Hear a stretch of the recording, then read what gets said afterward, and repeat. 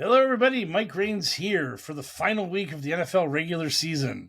Veron grabbing some box thing that she waved to the camera that I'm very confused about, but that's neither here nor there. We got the die, we got Christina, we got Scarlett, we got Veron. We're as chicked up as we're going to be probably for the rest of these playoffs.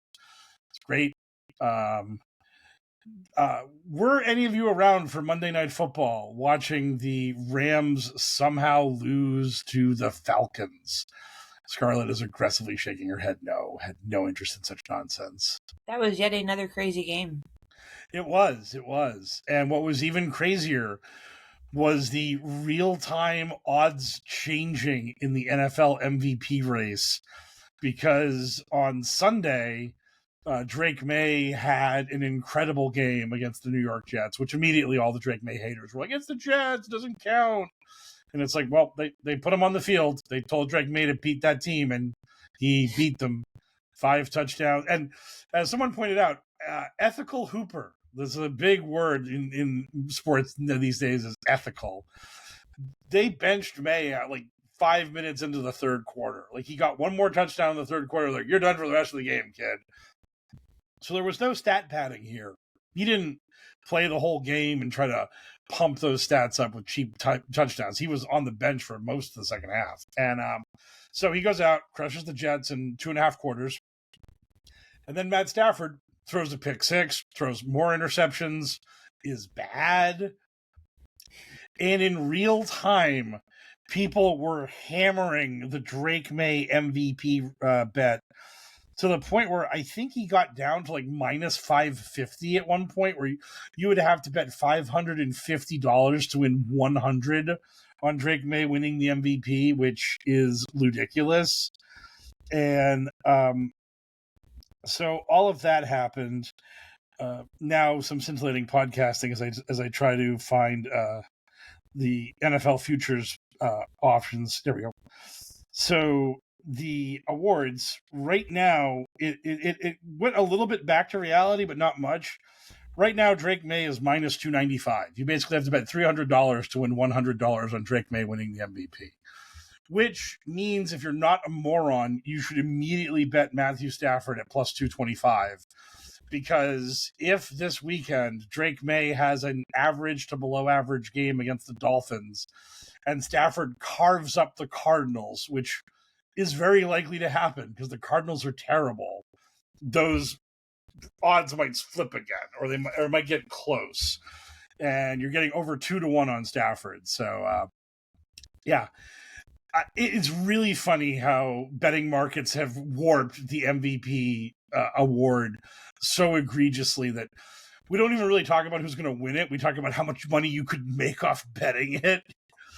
It's like, use promo code MVP to get your first bet in on DraftKings. And yeah, so it's hilarious. I want to see Drake May win it because I would just laugh my ass off, and all the Patriot haters would be so miserable that our beautiful baby boy won the MVP in his second year in the NFL. Just be comedy gold. Yeah, our guy's already so good. He's the best. Like, his first year being the starter, boom. He's just the man. He's just the man. You can all go to hell. You know, crazy things happen when you are Tom Brady's clone. Yes. And again, I have to say all these qualifiers about these things, because Tom Brady had the computer brain, the psychotic drive for excellence, and all the mental game and all the rest of the scrap. Drake May is physically more talented than Tom Brady. It's really not debatable, because I watched. He runs better. He's way better. He's way better. He looks better running. He can actually run, whereas Tom Brady could not. I mean, that's a thing. But if you, because he doesn't wear weird leg warmers like Tom Brady did. He doesn't. He's not into Uggs. Yeah, our boy Drake doesn't do the Uggs. But like, if you watch Brady when he was throwing those deep balls to Moss for the touchdowns and all that stuff, Brady's like setting his feet and he's like putting his hips into it. And he's like, and he's just throwing the ball as hard as he can. When Drake May throws the ball 50 yards, he's like flicking his wrists. I mean, it's terrifying how he's like, oh, that guy's open 50 feet away from me. just snaps his wrist and the ball just goes 50 yards to the guy. I mean, it's just like, I'm not saying Drake May's better than Tom Brady. That's bullshit, obviously. But I'm just saying physically, the body Drake May has is better than Tom Brady's body. And it's not even remotely debatable. If like you want to argue that, it's like, watch the film. Watch how easy it is for one guy to throw the ball compared to the other guy. And as V-Ron, the moment I brought this up, V-Ron was like, Drake May can run. Yeah. Tom Brady always struck me as very stiff. I mean, he was getting the job done, but he was very stiff about it. Like everyone who would talk about Brady, when they would talk about movement, all they would talk about is how he could like shift a little to the left or the right to avoid the oncoming pass rush and stuff like that. That Brady was good with like subtle movements, which is very true. But May can do that, but also May can just be like, well, "This isn't working. I'm taking off and getting 6 yards." Right. And but that was the way he came up too. I mean, it was part of the previous era of in the quarterbacks that, and like even his physical training and his, he had his own thing with the Brady, his the TB12 later in his career, but all of that stuff was geared towards just exactly that, and not the kind of extra flexible and all around person that quarterbacks have become. Yeah. Well, the thing was when Brady was in college, all his coaches wanted to do was bench him. I mean, like, that was the dream, was to get rid of Tom Brady. Like, literally every year, Tom would come in as the starting quarterback. Michigan would have some new hotness prospect that they wanted to be the man. And they would be like, how can we fuck Tom Brady out of the job? It'd be so cool if we could do that. For and forever. They just never could. So are you saying that all modern day extra skill quarterbacks are the result of an effort to topple the Brady? No. But what I'm saying is that the reason why Tom Brady got drafted in the 6th round, even though he was a winner in college and he played for Michigan, which is not a small school. It's not like anyone was like, oh, this Michigan, they don't play anyone. The reason why they didn't draft him until the 6th round was because all the NFL teams were like, his coaches hated him and they wanted to bench him. He can't be that good if they were always looking to get rid of him. I forget what year it was for Brady's career, but Drew Henson was the ultimate hotness. He was like the mega blue chip prospect. And basically, Michigan's plan was Henson would play the first half and then Brady would play the second half.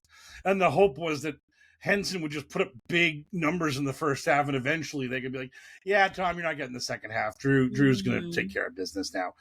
And what ended up happening was Michigan kept falling behind and Brady kept bailing their asses out.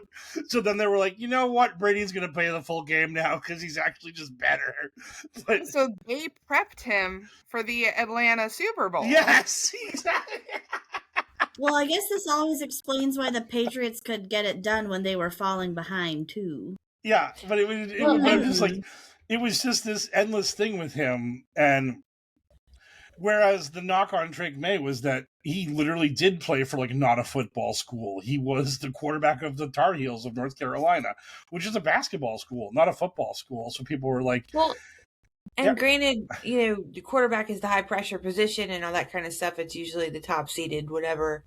But they get it wrong a lot. I mean, they do. Look at Mr. Last Selected, right? What you say? The last selected quarterback in the Brock draft. Purdy. Mm-hmm. It's very interesting because, like, I saw a stat. I don't know how accurate it is currently, but there was a stat from like a year or so ago where only 3 people that have not been drafted out of the top 40 were starting quarterbacks in the NFL, and it was Brock Purdy, as you just mentioned, Dak Prescott, and Jalen Hurts of the Eagles. So it's like, and Hurts won the Super Bowl, Purdy went to a Super Bowl, and Dak's been like consistently good in the regular season, but then the Cowboys blow it because they're the Cowboys. But right, but how many first rounds have washed out? Oh, tons, truckloads. Right. But yeah, but it's just this thing where generally speaking, if you don't go high, you probably aren't going to make it as a starting quarterback in the NFL.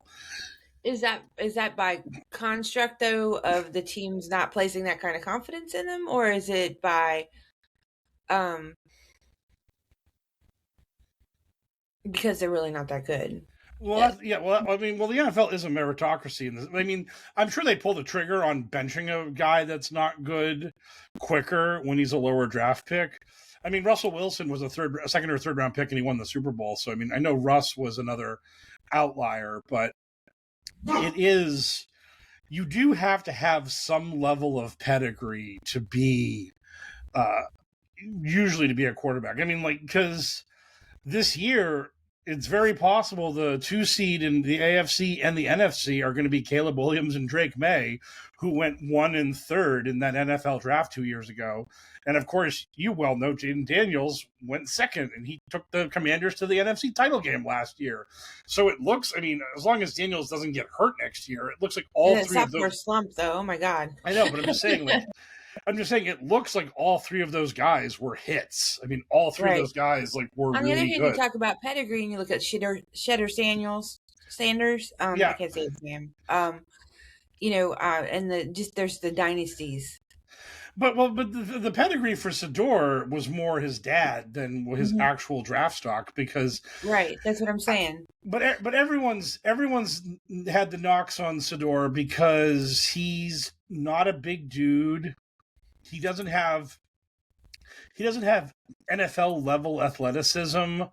He's good. I mean, he's basically the main thing on Sador is that he's good, not great. I mean, he might be like a top 20 quarterback in the NFL, but he's probably not going to be better than that. And it's mostly just because... I just feel like that, the cross sport sometimes is not necessarily either, or, and Sanders is doing a lot better. He did good for the first couple weeks in his coaching career, but that was... but, I feel like if one of the Kelseys popped out a quarterback, I feel like he would be a number 1 draft pick no matter what. That would be hilarious. But that is going to next year Arch Manning is going to come out, and he's probably going to be the number 1 draft pick in the NFL. And that is, I believe, the nephew of Peyton and Eli. He's the son of Cooper Manning, who was actually the most athletic of the 3 Manning brothers. If you don't know the story of Cooper Manning, it's kind of tragic. Basically, Peyton was the older brother, and he was off kicking ass and taking names. So Cooper and Eli were the bros that were hanging out together, and Eli was the quarterback and Cooper was the receiver. And everyone was like, yeah, Cooper's the fucking man. He's super athletic. He catches all the touchdowns. He dominates. And then Cooper was having problems with his right arm when he was playing basketball, so he learned how to dribble left-handed so people wouldn't notice he was having these problems. And then finally one day they were like, hey, you're doing weird stuff. You need to see a doctor. And it turned out that Cooper had spinal stenosis. He had a narrowing of his spinal cord that was causing the problems with his arm. That's terrible. And Cooper retired before he even made it to college. And so he's basically this ultra successful real estate guy, mostly because it's hey, buy this house and I'll hook you up with an autograph from one of my brothers or whatever. But it's just this really crazy thing that the Eli and Peyton have a hidden 3rd brother who probably was more athletic and better than them, and he just ended up getting this terrible medical condition that was yeah, if you take a wrong hit, you're a quadriplegic. And he was that sounds really bad. I'll go sell real estate. Okay, we got this. I feel like that's the backstory of 1,000 Lifetime movies, but eventually Cooper's going to have to snap and kill them all. And then it's like an Agatha Christie, right? Yeah. Yeah. Yeah. I looked it up. Cooper is the father of Arch Manning, who is going to be the number 1 draft pick in next year's NFL draft. Yep. So I was right about that. But it's really hilarious that so finally he got his genes his good athletic genes into a body that didn't have a debilitating spinal condition, and now they can dominate the NFL as they were intended to. Well, then you got to wonder how long Arch is going to last, or if he's just been pushed along by Cooper. You know what I mean? Well, the thing is, Arch has been incredible. If Arch came out in the NFL draft this year, he would be the number 1 pick. But he's going to play one more year in Texas. like at the start of the year, Arch sucked, and then like halfway through the season, he figured it out, and then Texas started kicking all kinds of ass. So, I mean, he's really good. I mean, there are people who are like, he should not go back to college. He should actually go to the NFL right now. But the Mannings have infinite money. He doesn't have to rush it. He probably doesn't want to be a Raider because fuck them, they're terrible. So, I mean, it's like he's going to let the NFL lottery play itself out next year. And hey, the Giants are dog shit. What if they're dog shit again next year and they have the number 1 pick? He gets to go play for Eli's team. That wouldn't suck. Yeah, I mean, I don't think the Colts are going to suck, so I don't think he gets to go play for Peyton. So, but yeah, like that would be interesting. Man, Arch Manning conversation on the pod. Didn't see that coming, but yeah, but. That wasn't on the last. That wasn't on my script. Card. Well, the thing is that like Manning's got a name and he's playing for like a big school. Texas is obviously a super powerful college, whereas this year's number 1 pick is a guy named Mendoza who's playing for Indiana. Indiana is the number 1 ranked team in college this year, but they have no college football pedigree. The Indiana Hoosiers are a basketball school. What are you talking about? But the Indiana football coach has whipped up a dominant juggernaut of a team out of nowhere. And now they got the Heisman Trophy winner, and the kid's going to be the number 1 pick in the draft. And it's really interesting. Fernando Mendoza, the NFL, he won the Heisman Trophy. And congratulations, Fernando. You are a Las Vegas Raider, most likely. So it's a look ahead in the last week of 2020. Yeah. Yes. Of course, the Raiders are so stupid they might win this week and screw everything up, and somebody else might get the pick. But who knows?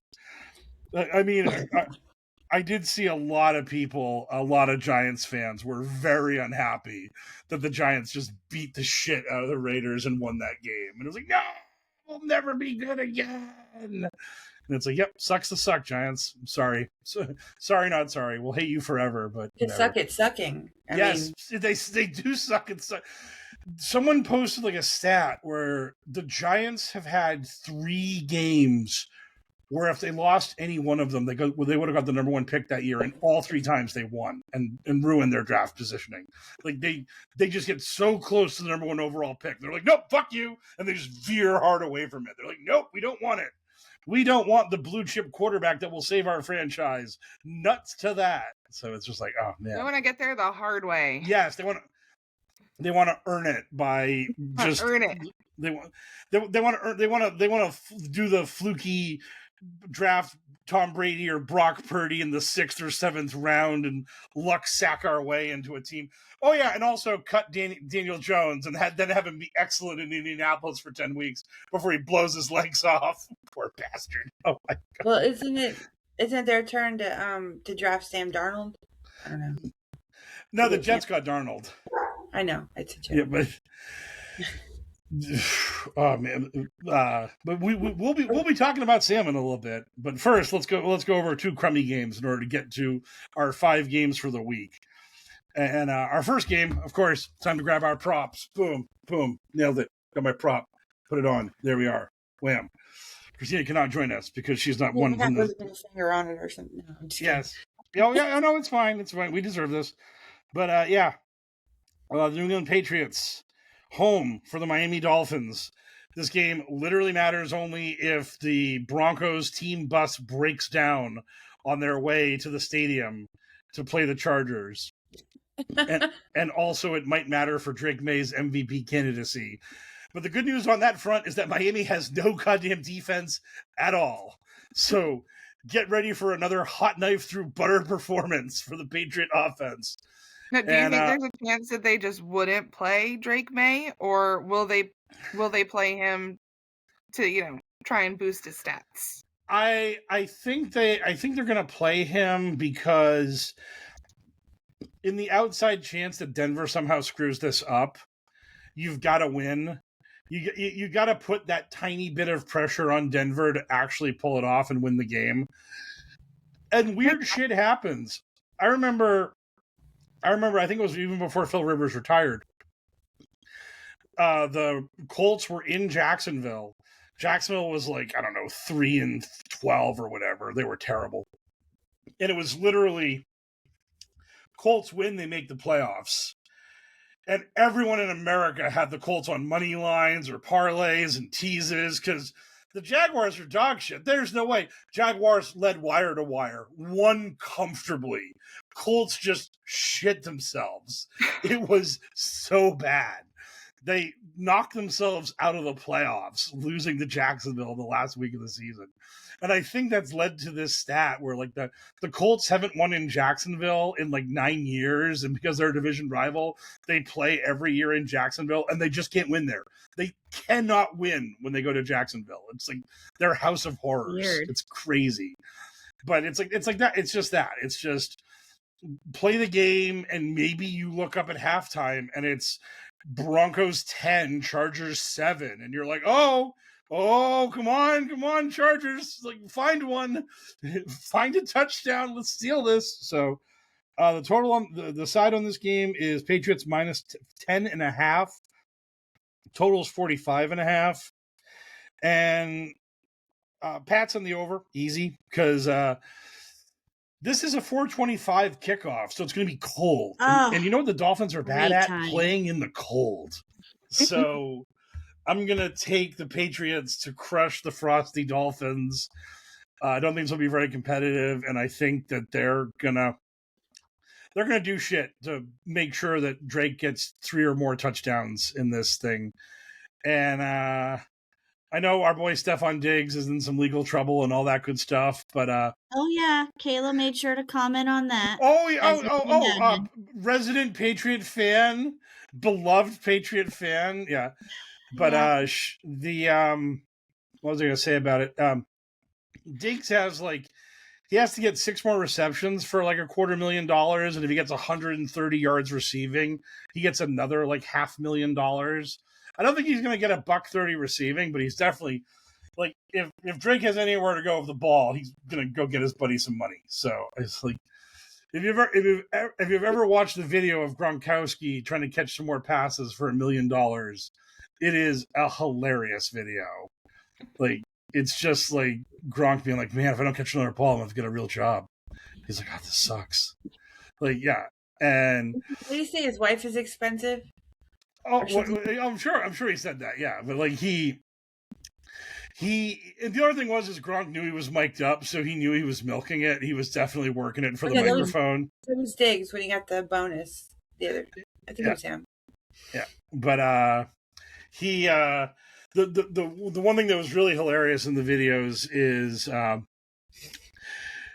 Brady talks to Gronk, and Gronk's like, "I need one more for the bonus," and Brady's like, "Yeah, you need one." He's like, "Yeah." And then something happens and there's a cut and like Brady's talking to the coach. He's like, "Do not pull me. I need to get Gronk another ball. Like, I'm not getting benched until I get my boy his catch." So like Brady goes out there and throws the ball to Gronk, bam. And like what I read is that Gronk already had gotten $500,000 on yardage and that catch got him $500,000 for his catch bonuses. But like Gronk the whole time was acting like the full $1 million rested on that catch because Gronk knows how to tell a story. So that's very Gronky.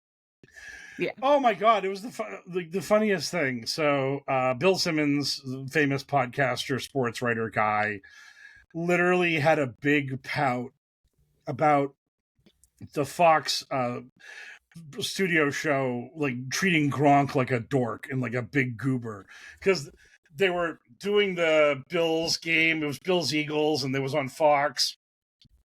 And they set up the table for someone to jump through it, and then Gronk like stands up like on those. He's on like second level of the studio, and Gronk's like, "Will I jump through that table at halftime? Find out." Yeah, and then they start if like you've watched any of the ads that he's ever done, he's definitely a big dork. So right.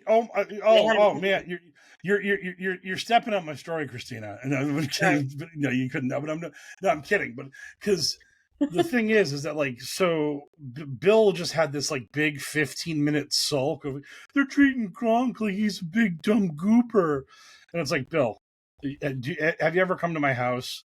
My mom has spent the last 10 years getting mad at every Gronk commercial ever, because literally every Gronk commercial is Gronk as a big dumb knucklehead, like being like laughed at or otherwise like having some quote unquote like smart actor being like, no, silly Gronk, you don't eat the Tide Pods, and then Gronk being like, but Tide Pods delicious, and then the smart actor's like, no, Gronk, they will kill you, and then Gronk's like, Gronk don't want to die, and then they're like, Gronk, no eat Tide Pod, and it's just. I like how he sounds like a caveman now. Yeah, I was going to say they did avoid making him the Geico caveman, so that's good. Yeah, I'm sure he auditioned for it. I'm sure he wanted it. But I just want to know, when someone is gonna go in a USAA commercial, Gronk, why don't you just marry someone in the military? That is, oh my god! Like, you've unlocked it in my head. Like, literally, to me, that is like the obvious end point of the commercials. Is that Gronk gold digs a military member and marries them for their USAA membership.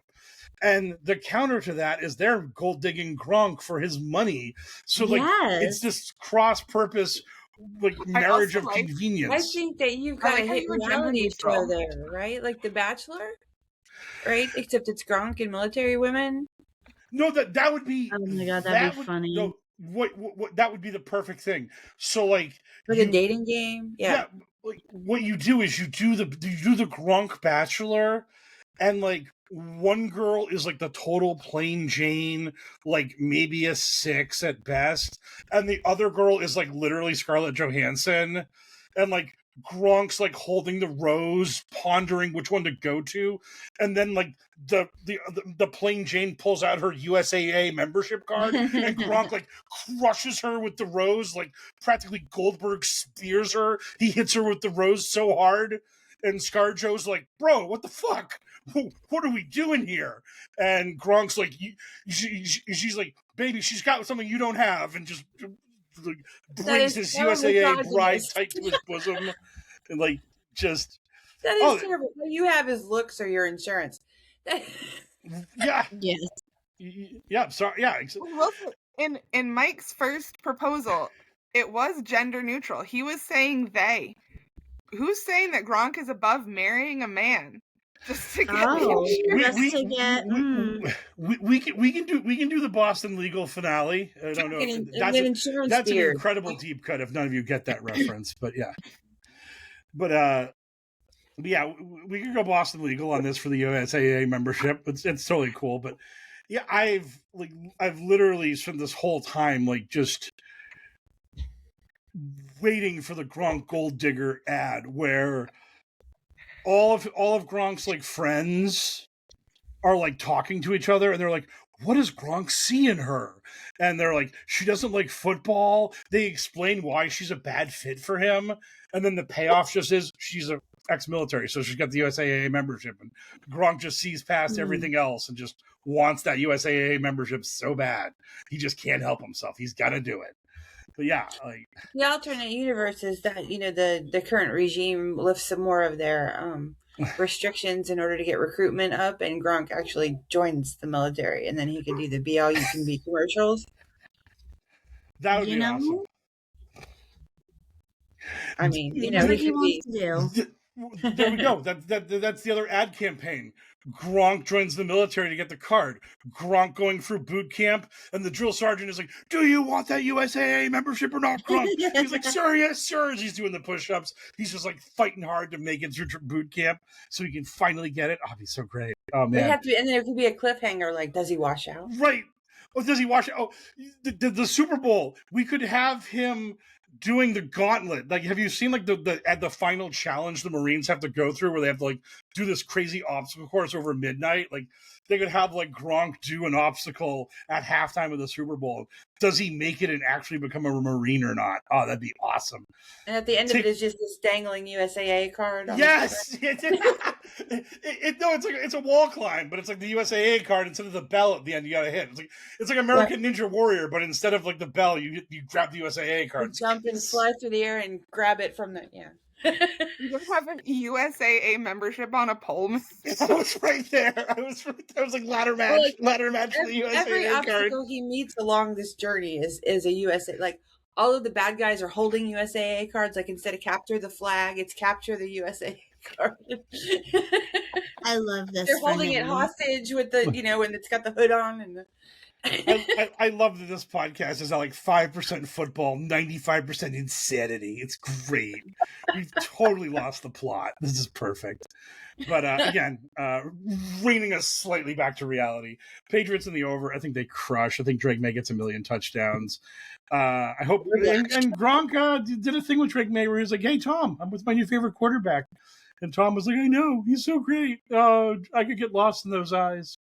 It's like him. Tom Brady was just like laying down on the bed, kicking his feet. Yes. Oh, absolutely. Oh, just thinking about having pillow fights and talking about boys. That was our Tom. Christina, how do you see this game? Unfortunately, I agree with you. It's going to be Patriots over. Yeah. Sometimes there's no way around it. Yeah. There's no way I could make a case for a Dolphins win there. So. Oh, it was really funny. I was listening to one of the betting podcasts, and this guy tried to make an argument for the Jets as a money line underdog as like as a plus 750, and like it was like 3/4 of the way through his pitch, he's like, "I don't even believe what I'm saying." I thought that was just great. Did it involve a nuclear strike or like? He was just like, "Look, I'm trying to make a case for this, but don't listen to me. Please don't throw your money into a fireplace. Don't think the Jets can win this game." Spoiler alert: they did not win the game. They did not come even close. They got rolled. So, Scarlett, the randomizer. Randomizer's going Jets, right? If you can believe it, the randomizer picked the Patriots. I don't believe it. That's incredible.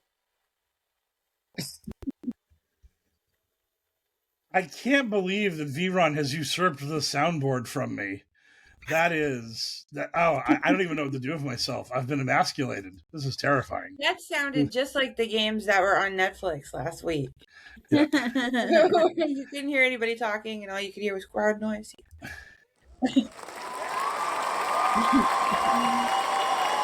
That's my soundboard of the cheering. Yeah, they're showing the guys on TV. You can't hear it under any of the commentary, under any of the crowd noise, because levels, folks. Okay, let's see what the die says. Come on, die. Nat 20 for the Pats. We got this.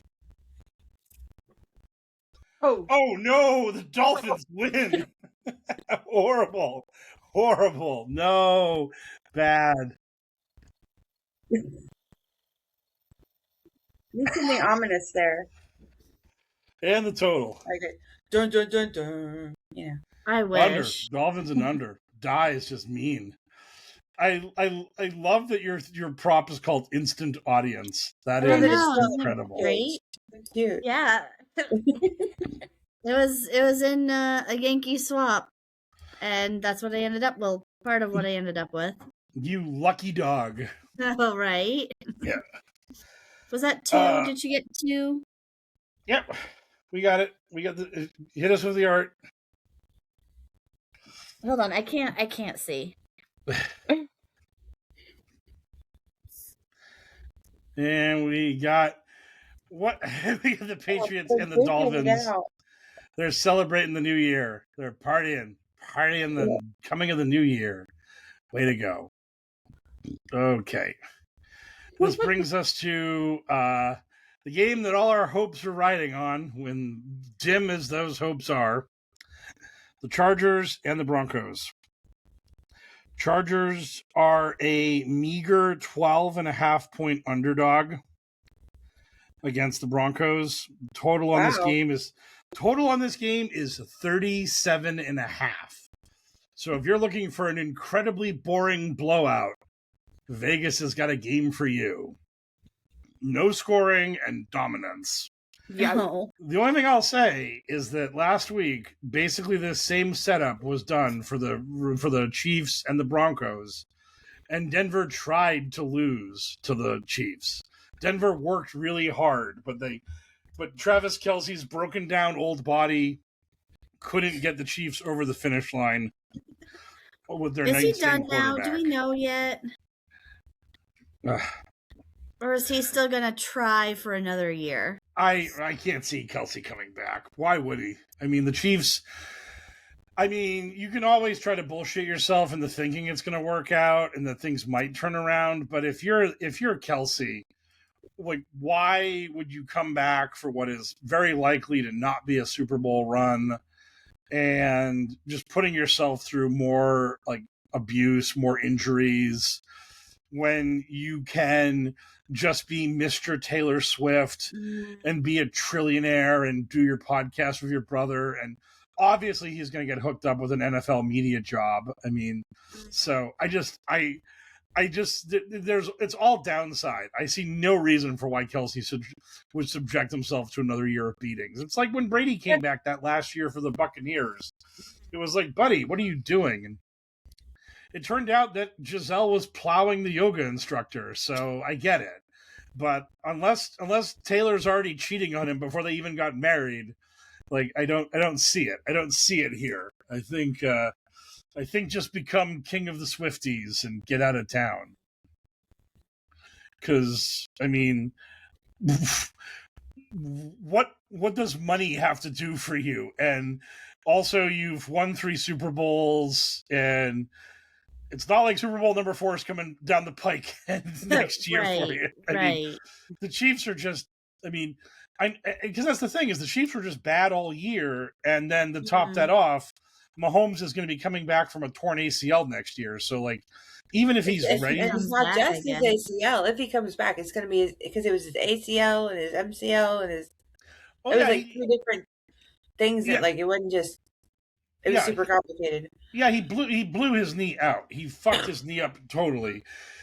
And that's the thing, is that with that amount of damage, I mean, even if he does come back, it like when Brady blew out his knee in 2008, he came back and played in 2009, but he wasn't really good. And it took until 2010 for him to actually start really turning it around. So I just think that, like, that's probably Mahomes' timetable too, is that he's probably not going to be really good next year. He'll probably be better the year after that. But now you're asking Kelce to hang on for 2 more years. I just don't see it. I just don't see it, because, I mean, it'd be crazy if he comes back as Aaron Rodgers and just flames right the hell out. Oh, Rodgers. I mean,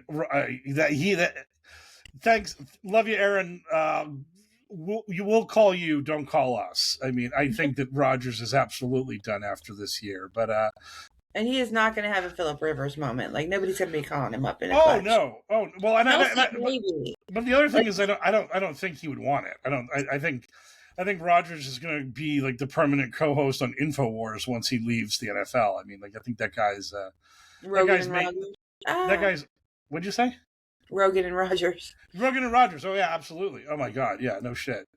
But yeah, I don't really see that guy going anywhere but to Nuttown after this. So yeah, but I think I'm gonna go Broncos and under. I think this is gonna be, because the Chargers have announced they've benched Justin Herbert, Trey Lance, who has started maybe 5 NFL games, probably less. Trey Lance is going to be the quarterback for the Chargers. So they're not going to do much. Keenan Allen, a receiver on the Chargers, needs like 6 receptions for like $500,000.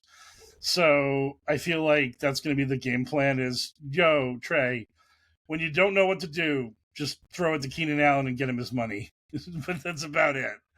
Yeah, so I think this game is going to suck, and I think it'd be really annoying if it was just like the Chiefs game, where the Chargers are just hanging in, and then the Broncos just win at the end, and it's like, God damn it! God damn it, you bums. Because at this point, I think everyone in the AFC sucks. And if the Patriots got the 1 seed, I think they go to the Super Bowl because getting a week to rest and having to play 2 bum teams, just, my God, what a cherry schedule that would be. What a butter soft path to the Super Bowl that would be. But that's what the Chiefs had last year too, right? Off. Yeah, that's what the 1 seed gets. If you are the 1 seed, you have the first week off, and then every game you play after that is at your home stadium. So, whereas every other team does not get a bye, and the 2 seed plays at home until they play the 1 seed. So, the thing I will say is that I think it is very possible the Patriots will host the AFC title game because the Broncos are not very good. Like 2 weeks ago, Jacksonville went into Denver and beat the shit out of them. So let's say opening weekend is the Patriots versus the Chargers. I think that's a great matchup for the Patriots. Chargers will be in a cold weather situation. Herbert's kind of banged up, blah, blah, blah. Patriots win that. And then the divisional round would be something like Jaguars, maybe the Jaguars, maybe not, maybe the Texans.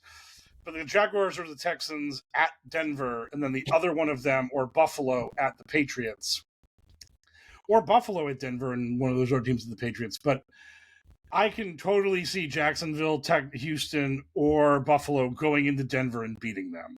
Like, I can totally see the Broncos blowing it and losing their first playoff game, which, since the NFL has gone to this format where only 1 team gets the bye week, there have been 6 teams that have gotten the bye. I may have missed this by a year, but I'm making my wrong take, and since no one will correct me except maybe Mark in a year, it doesn't matter. But I do believe that since they've gone to the 1 bye only format, that 3 out of the 6 teams that have gotten the bye have lost their first game. So, and I remember very vividly that the year that there was a year that the Titans and the Packers got the 1 seeds, and the Bengals beat the Titans and the Rams beat the Packers, or the 49ers beat the Packers and knocked them out. So it was just one and done in the playoffs. And it might have been the Niners, but I just remember it was 2 1 seeds, immediate eliminations. Just thank you, see you later. And last year, Detroit was the 1 seed, knocked out by Washington, as Christina well remembers. So, being the 1 seed does not assure you of anything. And I think this year, we're going to get to that game in a minute. But yeah, I think that it's very possible that both 1 seeds are in serious danger this season. So yeah, but okay. Denver in the under and crumminess. What do you think, Christina, on this game? So I'm going to go Chargers and the over. I don't think Denver's going to make the spread. I think that it's a huge spread. I think you are totally valid in saying that this will not be a cover, because Denver does hate winning big. They really do. They do. Denver's like 4-point win. Sign me up. They do not want to blow anybody out. This is what's his Trey Lance's chance to put on a little bit of a show. Yep. I think he's gonna toss some long field balls and that kind of stuff, and Denver's gonna be like, "Wait, what? He did what?"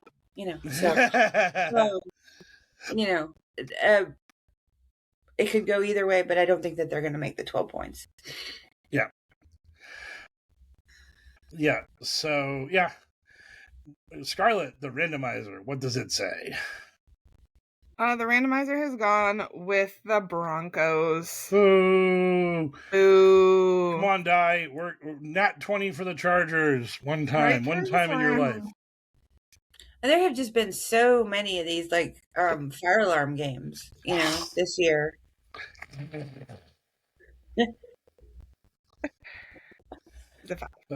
Yes. These are I'm well aware. The Big E Langston of rolls. 3 ain't enough. I need 5. And the total. Over. Hard over. 16. And the art.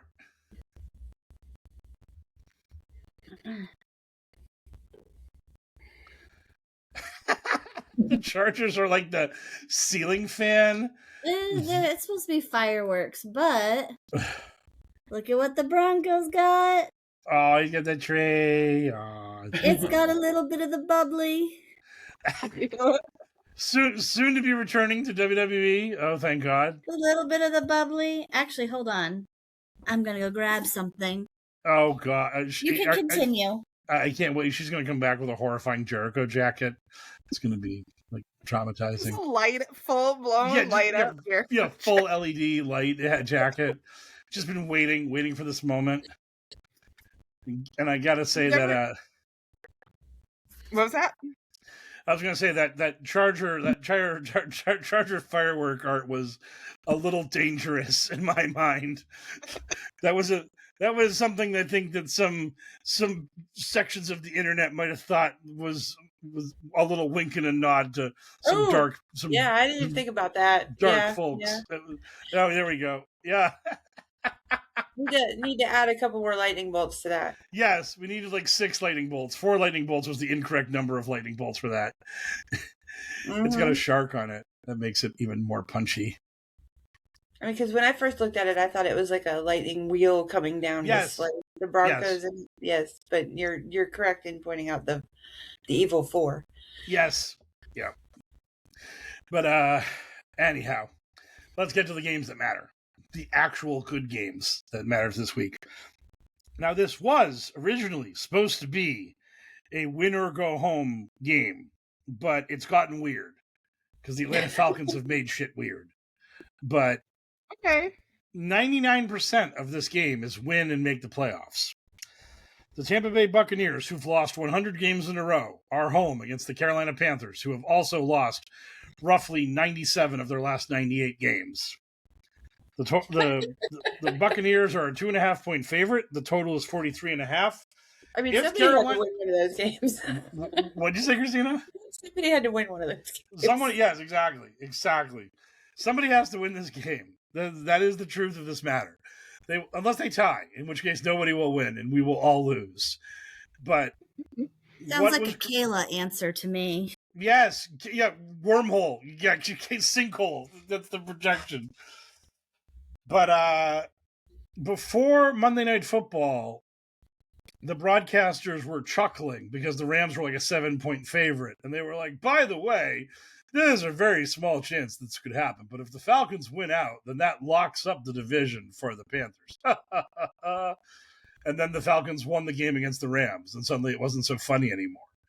So if the Falcons... But the thing is, this game is going to be played on Saturday. So these teams will not know the result of the Falcons game while they're playing. Leave it to Kirk Cousins to screw up everybody. Yeah, Kirk Cousins can ruin it, yuck everybody's yum. So, if the Buccaneers win this game, the Saints have to win on Sunday to give the Buccaneers a playoff spot. If the Bucs win and then the Falcons win on the tiebreakers, the Panthers get in. Okay, wait. So the Falcons are playing the Saints. Yep, and the Falcons are. Not good. Yeah, no. Okay, the Saints are not going to win that. So yes, they are. The Saints are scalding hot right now. They're kicking everybody's ass. The Saints are rolling. I'm a mother shucker. I'm a shuck boy. Those guys are. Tyler Shuck is the real deal. He is the light and the truth. So I mean, New Orleans is a scary team right now. So I think that. The Falcons are a 3-point favorite in that game, but that's a coin flip. It could go either way, and I like the way New Orleans is playing. I'd probably take them if I had to bet that game, which I won't. At the beginning of the year, that you'd be saying that. Who thought that Tyler Shuck was going to be anything? Who even knew who he was, except for his family and friends? But I mean, they put him in the middle of the season and. He has been a representative starting NFL quarterback, which is something the Saints have not had for a long time. And about a month or 5 weeks ago, somebody said, Tyler Shuck runs a lot in the red zone, but he's getting 8-1 on a touchdown. You should probably bet him. And I did. And he scored a touchdown. And I made a lot of money. I was very happy about that. But what was true... I see. But what was truly sick was he actually scored 2 rushing touchdowns that game, and that was like 45-1. So if I just lost my mind, I could have been like super rich. Wow. And on Sunday night when the Niners played the Bears, Brock Purdy runs in his first rushing touchdown in that game, and one of the broadcasters was like, his second rushing touchdown of the year. So immediately I'm thinking to myself, that had to be like 8-1 or better. And then Brock Purdy ran another one in later in the game. And I'm like, that had to be 50-1 or more. If you were the lunatic who was like, Brock Purdy's getting 2 on the ground, you're just like, making it rain. I mean, oh, man. That would have been the most psychotic wager ever. And all your friends would be like, dude, you're an idiot. You're like, I don't care. I'm rich. And it's like, yeah, it's like, you stupid luck box. God damn you. But yeah, so pulling away from Bijan Robinson and Kirk Cousins and Tyler Shook and all the fun of the game we're not going to talk about, we can get back to the suck ball between the Bucs and the Panthers with injured Baker Mayfield fighting baby Bryce Young, who is really bad one week and then slightly above average the next week and then back to being terrible the week after that. Just maybe Baker will go back to Cleveland after this. He'll be like, I'll go be mediocre for the Browns again. That'd be great. But yeah, this game sucks. I have no feel for this game. I wish I had a die to roll to pick this because I feel terrible either way. Baker Mayfield is the new Fitz. He's going to roll in. He's the Fitz magic of the NFL again. Yeah, Fitz is retired. He's doing the commentary now, or whatever, pop-ons. And I think that Baker is he's going to show up. He's going to play like his ass is on fire for half a season, maybe, if they're lucky, a season. And that's all they'll get out of him. And then he's just going to tank. It's going to keep happening. He's going to move 27 different teams. That's when people's quarterbacks get injured, they're going to go, well, let's get Baker. You got a 50-50 shot. And then I'm gonna regretfully take the Bucs here. I'm just gonna go Bucs. I'm gonna go over. I think it'll be a sloppy defensive game. I think they'll score a lot of points. Tampa wins, and then I think the Falcons break their hearts and win on Sunday, and Carolina backs into the playoffs, losing this game. And whoever gets the 5 seed in the NFC is just literally drooling all over themselves. Can't wait to play this terrible Panther team and blow them out in the playoffs. It's going to be great. Are they playing here? Panthers? Yes. Yeah, the Panther, the winner of the division gets a home game no matter how bad they are. No, I mean the Bucs and Panthers. Is it at? It's in Tampa. It's in Tampa. Okay. If it was in Charlotte, I'd have to take the Panthers because it's going to be freezing this weekend. Yeah. So, yeah. I don't know. You don't know? You feel the same way. You have the same level of ambivalence I do about this game. What's the spread on it? 2.5. Tampa is a 2.5-point favorite. Everybody has that ambivalence then, if that's the spread. I mean, right. Oh, yeah, they're telling you it's a close game. They're like, it's a close game. You figure it out. Yeah, I think Tampa's going to win. Yeah, and 43.5 the total. Over, under. Over. Yep. Wow, that was a snap. That was a snap over. Scarlett, what does the randomizer say? We got to base that on 2 crappy defenses. So. Yep, that was my thinking also. So the randomizer went with the Panthers. Bold Panthers, bold. And what does the die say? A randomizer's guess is as good as anyone's. Really, at this point, yes.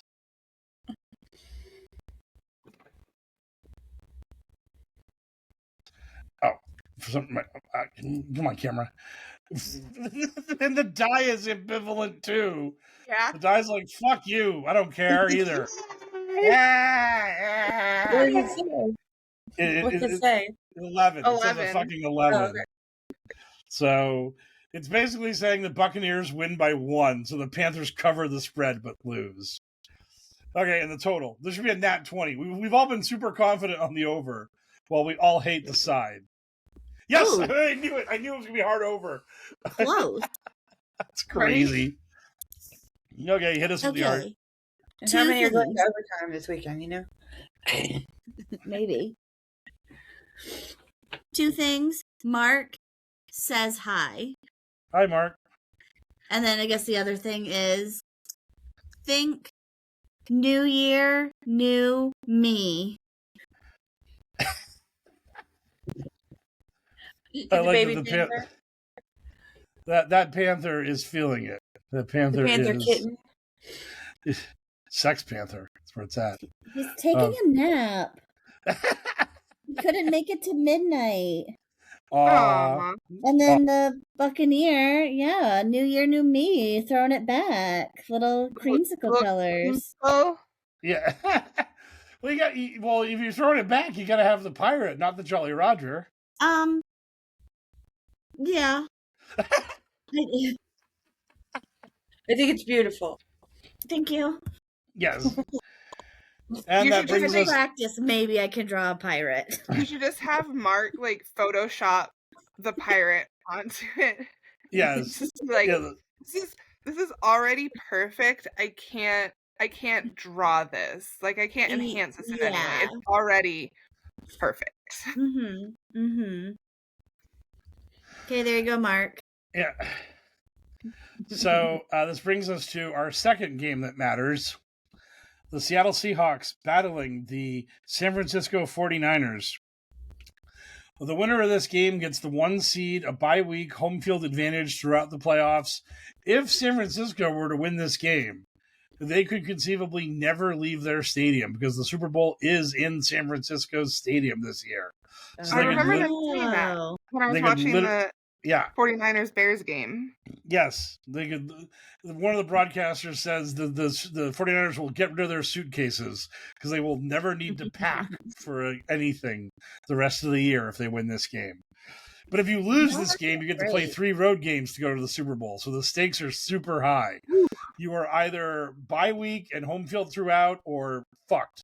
Although probably the team that loses this game is going to be the 5 seed and we'll get to go play the Panthers or Buccaneers. So that's kind of a bye week. But unlike the last game, which was 2 suck teams that were made it hard to figure out who you were in favor of, this is 2 great teams to make it hard to figure out who you're in favor of. The Seahawks right now are a 1.5 point favorite. So it is literally that close. And the total is 47.5. And the thing is, the 49ers are this year's Chiefs, where they're decimated by injuries. All the stats say they're not that good. And then every week, you're the gif of Jesse Pinkman screaming, they can't keep getting away with it after they've won another game. It's just so ridiculous. I don't think they got a sack against the Bears, and someone posted a stat that the Niners have 16.5 sacks as a team this year. Myles Garrett on the Cleveland Browns has 21.5 sacks. He has 5 more sacks as an individual than the Niners have as a team for the year. That is a half, by the way. A half? The Niners might actually. The Niners probably have 16. They don't have 16. A player can get half a sack if you and another guy hit the quarterback at the same time. They can't adjudicate who gets it, so they give you each a slice of the sack. Oh, that's some physics right there. Yeah. So this guy might have been joking, but I do think that there are sack lines that you can bet on where a player is has their sack line is over under 1.75 sacks. So in case they get 1.5, you're still under and you need another at least half sack to get to 2. So gotcha. Yeah. So and it was really funny because last week it was a kind of a controversial thing where a bunch of guys sort of bumped into Rodgers a little and he went to the ground and the crowd thought that Garrett got the record-setting sack on that play. And then they were like, no, it was this other guy. And then the NFL reviewed it and they gave Garrett and the other guy half a sack each. And it was like, oh, beans. But yeah, so it's the Niners have this. The Niners the ultimate glass cannon. They have no pass rush. Their defense is fair to middling at best. But even though their entire offense is riddled with injuries and all their good players except for McCaffrey are out, they just put up a 30 burger on you every week. Like, if you watch that Rams-Niners game this last week, it was pinball. That game was out of control. It was every drive a touchdown. It was insane.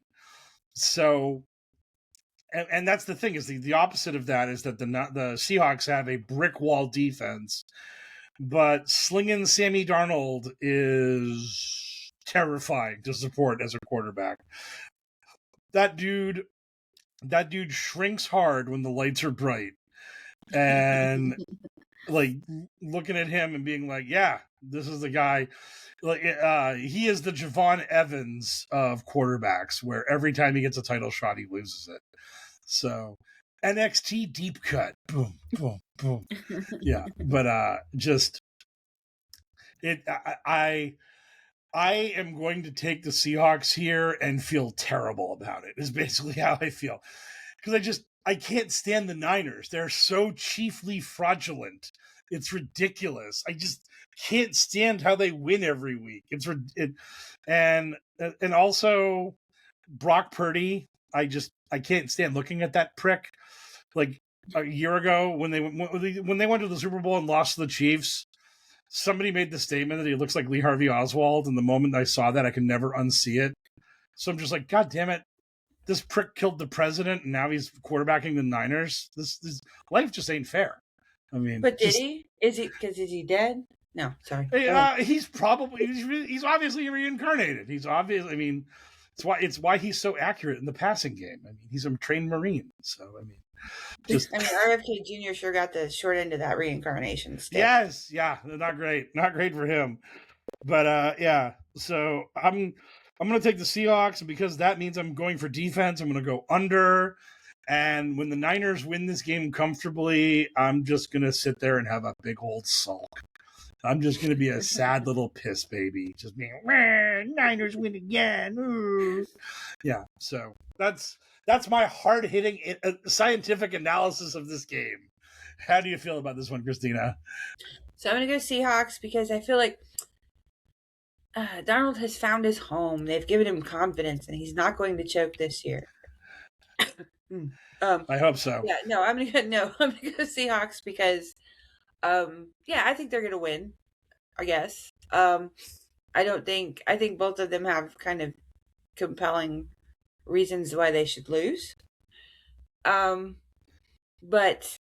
just watching them over the past couple weeks, it looks like the Seahawks have a more consistent game going right now, and the 49ers have kind of a like, what the hell kind of thing going right now.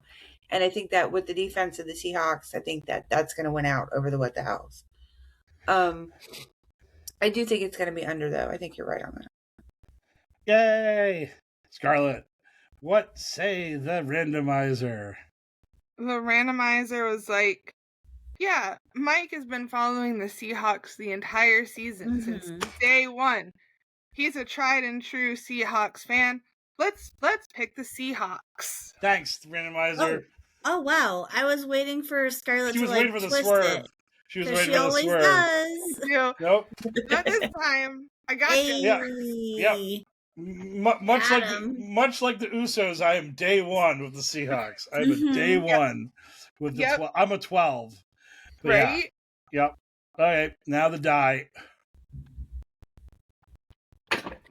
Okay, so if you guys hear any... Oh, no! The Niners win decisively. Oh, no. The Niners kill them all and slaughter every fan in the stadium. Niners in the rout. Oh, my God.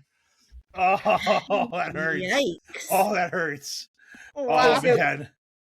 I just heard a really loud boom. I just want to warn you that I am in the Second Amendment South, so if you hear any strange noises, I am not under attack. It is New Year's Eve. People try fireworks and shoot things in the air.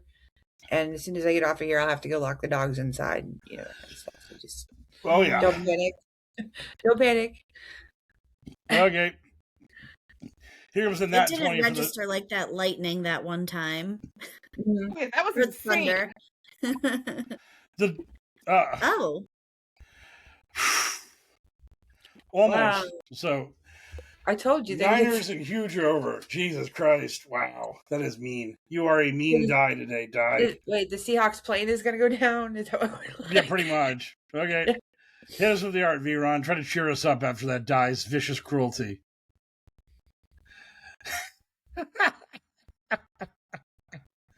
Mr. 49. Yes. I don't know why that unlocked the memory in my head, but someone had this lady pool player. She had like 2025 in snooker balls laid out on the pool table, and then she shot a snooker ball and it went off like 4 rails and then gently rolled into the 25 and made it 26. And it was just like, that was very well done. I will have to find that video and send it to you. Yeah. It was Sounds great. Slick. It was. That's the perfect way to describe it. It was slick. And what is not slick is the final game of the NFL regular season this year, which features our favorite quarterback, Aaron Ivermectin Rodgers. And I'm so sad that V-Ron didn't have her instant audience to play the boo track for that. But anyways, there we go. Look at my crazy passport. I have customs unlike yours. If you don't know what that's a Futurama bit about foreign heels in wrestling. But anyways, the Ravens are a 3.5-point favorite in Detroit against Ivermectin, Aaron. The total on this game is a pretty low 40.5. And this is it. And winner, this one is absolutely win or go home. Whoever, there's no bullshit. There's no Falcons can fuck this up. There's none of that. There's no, if Gronk gets a USAA card, the Steelers make it in. There's none of that. So I just think that I think the Ravens can win this game, and I think the Ravens will win this game, but I'm taking the 3.5 because I feel like this is the kind of game that just ends with the camera panning to both sidelines as they're sweating it out as the Ravens kicker lines up for a 38-yarder, and the broadcasters are like, to send the Ravens to the playoffs, yes! And then everyone runs on the field and starts shaking each other's hands and all that kind of shit. So give me the Ravens. I'm going to go slightly over because 40.5 is really not a lot of points, so I'm going to do that. So give me Steelers, give me the over. But I think the Ravens will actually win the game because this is just what happens when the Ravens play the Steelers. It's a close rock fight that sucks.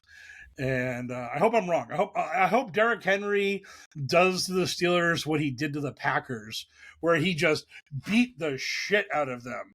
Scored 4 touchdowns this week. Wow. DraftKings ever so often will make a post where they will offer you like 130 to 1 on a guy scoring 5 touchdowns in a game, which is like, it's happened like, I think maybe once in NFL history or something like that. Someone posted it like during the Christmas games, they had like Detroit running back to score 5 touchdowns. I don't even know if he scored 1, but they were like, this is the most like ridiculous scam of a bet. Like, it's never going to happen, and the odds they're giving you are so low compared to how likely it is to happen. DraftKings is literally robbing you, and people are still going to make the bet anyways. But it's like Derrick Henry almost won that impossible bet last week, and the Ravens got no more games to play after this, so break the old man out of mothballs and have him run down the Steelers' throats. So get him, our purple-clad hero. Let's do this. Christina, how do you see this rock fight playing out? I'm going to go Ravens and over because I just can't with the Rodgers. I just can't. I'm sorry, I can't. No. I watched Derrick Henry kind of destroy everybody last week, and even though their quarterback situation is kind of who's injured this week. Right, exactly. They've got a weapon in him that they don't necessarily need a good quarterback for, right?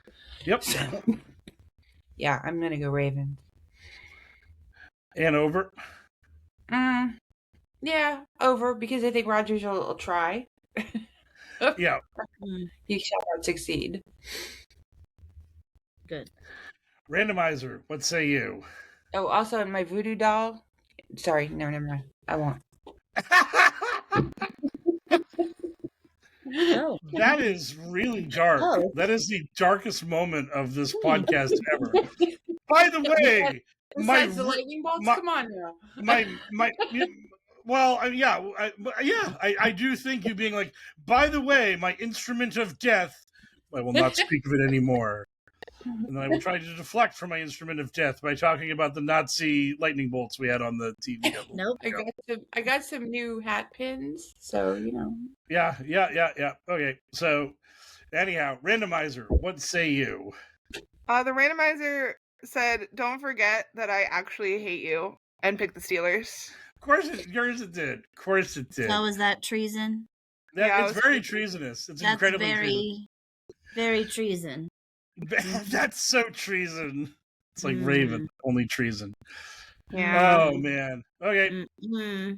Oh man. Here we go. Wait, where's the boo? Yeah. Where's the boo?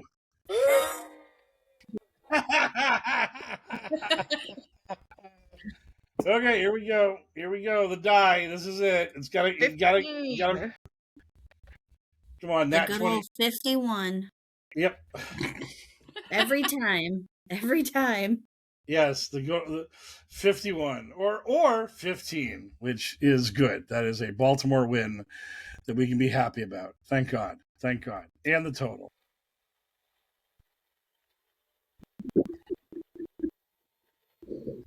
That one's long. Under. Ravens in the under. Okay, we made it.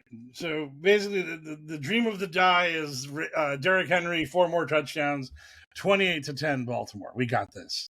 Yeah. Here we go. Yeah. Oh boy. Yeah. So man. Yep. So that's it. That's the end of the regular season and all the excitement that comes with it. We got hopefully George Ravington popping a little bit of the bubbly, hanging out on a couch with the Patriots, living the dream. I don't know if George should drink that because the Aaron Rodgers cocktail is, you know. I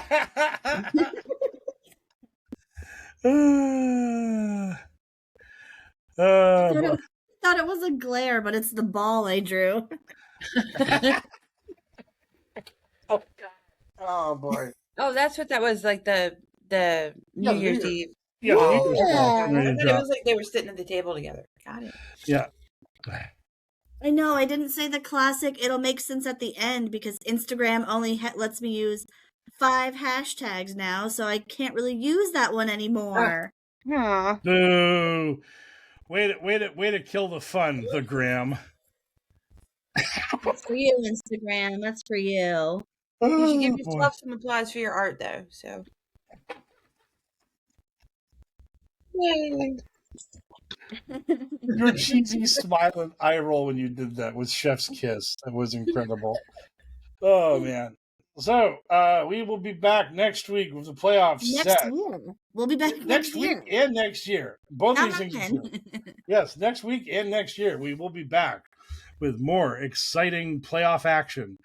We'll know who's playing everywhere. We'll hope that the Broncos somehow screwed up, which I doubt will happen. Hopefully the Niners will lose because I hate them for no reason. But we'll see. And hopefully the Ravens win. That's the one that really matters because goddamn Aaron Rodgers.